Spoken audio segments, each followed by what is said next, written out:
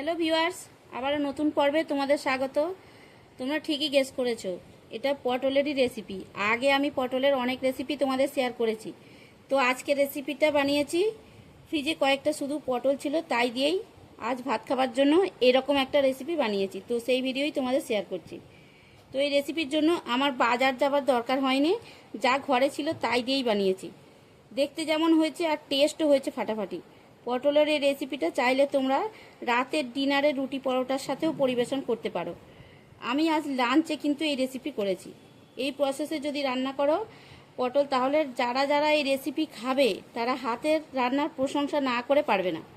তো চলো ভিডিওটা দেখে নিই, আমি কিভাবে এই রেসিপি করেছি সেটাই দেখাবো। আর হ্যাঁ ফ্রেন্ডস, যদি রেসিপি ভালো লাগে ভিডিও একটা লাইক দিতে ভুলবে না। এই চ্যানেলটা সাবস্ক্রাইব করে বেল বটনটা অন করে রাখার অনুরোধ করছি। আর দেরি নয়, চলো রান্নাতে যাই।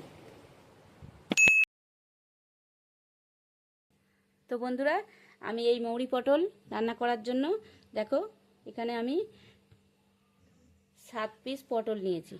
আর এই পটলটা আমি এইভাবে খোসা ছাড়িয়েছি, আর 2 মুখ এইভাবে একটু চিড়ে দিয়েছি। আর আমি নিয়েছি এখানে একটা গোটা শুকনো লঙ্কা নিয়েছি, এখানে ছোট চামচের 1 চামচ মৌরি নিয়েছি, এখানে একটু দারচিনি নিয়েছি, 2টো এলাচ আর 2টো লবঙ্গ, আর একটু পেস্ট করা টমেটো নিয়েছি। আরও আমার কিছু মশলা লাগবে, তো আমি রান্না করতে করতে তোমাদের দেখিয়ে দেবো আর কি কি মশলা লাগছে। তো চলো এখন গ্যাসটা অন করে দিই। তো প্রথমেই আমি পটলটা ভাজার জন্য আমি কড়াইতে একটু তেল দিয়ে দিচ্ছি, আর ওই তেলের মধ্যে আমি দিয়ে দিচ্ছি এখানে অল্প একটু চিনি। আর আমি যে পটলটা কেটে রেখেছিলাম ওই পটলটা এই তেলের মধ্যে দিয়ে দিচ্ছি। তো দেখো আমি 2-3 মিনিট পটলটা এইভাবে ভেজে নিয়েছি, আর বেশি ভাজার দরকার নেই। এখন আমি পটলটা একটা জায়গা তুলে নিচ্ছি। ভাজার পরে যে তেলটা আছে আমি ওই তেলের মধ্যেই রান্নাটা করব। এই যে মৌরি, শুকনো লঙ্কা আর এলাচ, লবঙ্গ আর দারচিনি নিয়েছিলাম, ওইটা এই তেলের মধ্যে দিয়ে দিলাম। একটু ভাজা ভাজা করে নিয়েছি। এখন আমি দিয়ে দিচ্ছি পেস্ট করা পেঁয়াজ আর অল্প একটু কাঁচা লঙ্কা দিয়ে আমি বেটেছি। এখানে আমি 2 চামচ পরিমাণ পেঁয়াজ বাটা দিয়েছি। এখানে পেঁয়াজটা অল্প একটু ভেজেছি। এখন আমি দিয়ে দিচ্ছি পেস্ট করা রসুন। দেখো রসুনের কাঁচা গন্ধ চলে যাওয়া পর্যন্ত রসুনটা ভেজে নিয়েছি আমি। আর এখন আমি দিয়ে দিচ্ছি, দেখো এখানে আমি 2টো টমেটো পেস্ট করে নিয়েছি, এই পেস্ট করা টমেটো দিয়ে দিলাম। পেঁয়াজ আর রসুন খুব ভালো করে ভেজে নিয়েছি। আমি এখন দিয়ে দিচ্ছি স্বাদ মতো লবণ, আর ওই সঙ্গে দিয়ে দিচ্ছি পেস্ট করে রাখা আদা। 1 চামচ পরিমাণ আদা আমি দিয়েছি এখানে। আর একটা বেশি কষার দরকার নেই।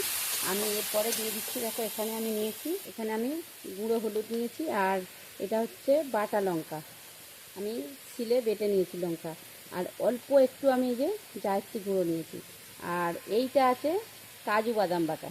তো আমি এই সব মশলাগুলো দিয়ে দিচ্ছি। ওই মিক্সার জার ধুয়ে আমি আরও একটু জল এখানে দিয়ে দিলাম, আর ওই সঙ্গে দিয়ে দিচ্ছি ভেজে রাখা পটল। গ্যাসটা আমি একদম কমিয়ে দিয়েছি। আস্তে আস্তে 2 থেকে 3 মিনিট এইভাবে সিদ্ধ করতে হবে। তো পটলটা সিদ্ধ করার জন্য আমি একটা ঢাকা দিয়ে দিলাম। তো দেখো 2 মিনিট পরে খেয়ে এলাম, পটল কিন্তু একদম সিদ্ধ হয়ে গেছে। আশা করি বন্ধুরা তোমাদের এই পটল রেসিপি ভালো লেগেছে। যদি রেসিপি ভালো লেগে থাকে আমার চ্যানেলটা সাবস্ক্রাইব করে রাখবে, আর বেল বটনটা অন করে রাখবে, আর ভিডিও একটা লাইক করতে ভুলবে না বন্ধুরা। তোমরাও এইভাবে পটলের রেসিপি বানিয়ে নিতে পারো। রুটি বা লুচি বা পরোটা বা ভাত যা দিয়েই খাও না কেন অসাধারণ টেস্ট কিন্তু হয়। এখন আমি একটু দিয়ে দিচ্ছি, শুধু একটু ঘি দিয়ে দিচ্ছি। দেখো আমি অল্প একটু ঘি দিয়ে দিচ্ছি। আমি একটা প্লেটে তুলে তোমাদের দেখাচ্ছি কীরকম হয়েছে। তো বন্ধুরা ভিডিও আজকের মতো এখানেই। ভিডিও পুরো দেখার জন্য ধন্যবাদ।